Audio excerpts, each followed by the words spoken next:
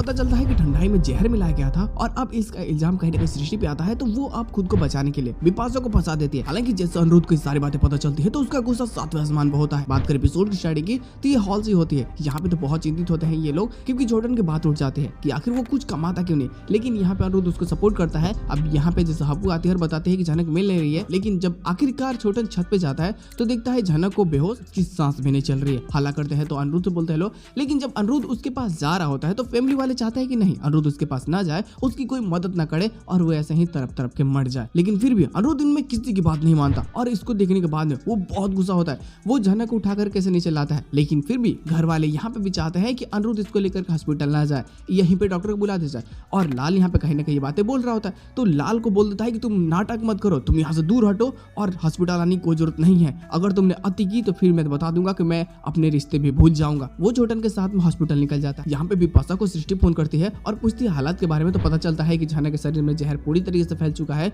और अब उसकी सांसें भी नहीं चल रही है। अब यहाँ पे सृष्टि को लगता है कि वो फंसने वाली है, लेकिन फिर भी जैसे अर्शी को इस चीज के बारे में पता चलता है तो पूरी बातें ना पता चले, जिस कारण वो झूठ बोल देती है कि हमने जो ठंडाई में चीजें मिलाई हुई थी इसके कारण झनक की हालत खराब हो चुकी है, उससे हॉस्पिटल लेकर के अनिरुद्ध गया है। अब अर्शी चाहती है कि वो भी हॉस्पिटल जाए, लेकिन फिर भी ये नहीं जाने देना चाहती। यहाँ तक कि अर्शी को ये फोर्स कर देती है कि तुम कहीं नहीं जाओगी, तुम अनिरुद्ध से धीरे धीरे दूरियां बना लो। उसको मैनिपुलेट करती है कि अनिरुद्ध के दिल में तुम्हारे लिए कोई प्यार है ही नहीं। अब ये सारी बातें ना कहीं अर्शी के मन में घर कर जाती है और उसको लगता है कि शायद सृष्टि सच बोल रही है। लेकिन वहीं जब हॉस्पिटल लेकर के जाते हैं तो हॉस्पिटल में जो स्टाफ होते हैं वो काफी डिले कर रहे होते हैं हर चीज में, और यहाँ से पूरी फैमिली भी निकल जाती है। लेकिन घर वाले ये सोच रहे होते हैं कि अगर झनक की मौत हो जाती है तो पुलिस इन सबको पकड़ेगी कि अब इनके पास में कोई दूसरा ऑप्शन भी नहीं है। ये सिर्फ इतना दिखाना चाहते हैं कि ठंडाई तो हमने भी पिया था ना, हमें तो कुछ नहीं हुआ, सिर्फ झनक की ही कैसे मौत हो सकती है। बस इसी चीज को साबित करने के लिए ये सब हॉस्पिटल पहुंचते हैं। अनिरुद्ध समझ जाता है कि झनक की जान ऐसे बचने वाली नहीं है, उसे कुछ ना कुछ करना होगा। वो खुद के हाथ में उठा करके उसको लेकर के अंदर आता है। हालांकि इसके साथ एपिसोड की एंडिंग करती जाती है।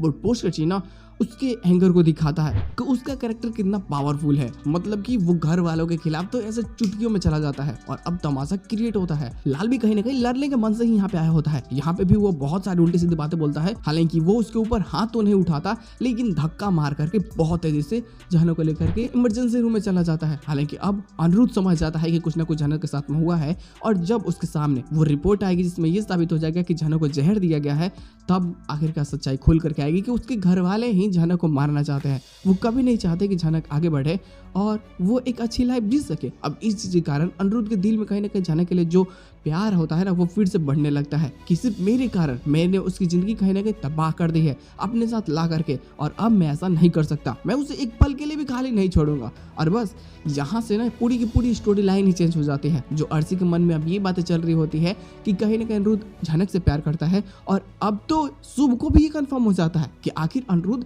झनक के लिए इतनी परेशान क्यों हो रहा है। वो मुझसे लड़ रहा है, मैं तो उसका बाप हूं ना, मैंने पाल पोस के उससे बड़ा किया है, वो मेरी बातें नहीं सुन रहा है। मतलब कि वो लड़की से वो प्यार करता है। अब इतनी बातें ना बहुत ज्यादा होती है एक इंसान को समझाने के लिए कि हाँ किसी से वो प्यार करता है या नहीं करता है। उसकी चिंता, उसकी फिक्र वो समझा देता है कि अब उसके दिल में सिर्फ और सिर्फ झनक है, और ये सारी बातें कहीं ना कहीं शुभ भी समझता है। तो अब वो समझ जाता है कि मुझे अब उसे उसके हाल पे छोड़ देना चाहिए, अब हम कुछ नहीं करेंगे। लेकिन यहीं से तो जो स्टोरी लाइन चेंज होती है वो नेक्स्ट लेवल पर तमाशा क्रिएट करती है, जो मज़ा भी आएगा यहाँ से घर जाने के बाद में। हालांकि कुछ टाइम तक तो ये हॉस्पिटल में ही रहेगी जब तक ये पूरी तरीके से ठीक नहीं हो जाती, और अब पूरी तरीके से यह अनिरुद्ध की नज़रों के सामने रहेगी। सच में यार मज़ा आने वाला है बहुत ज़्यादा।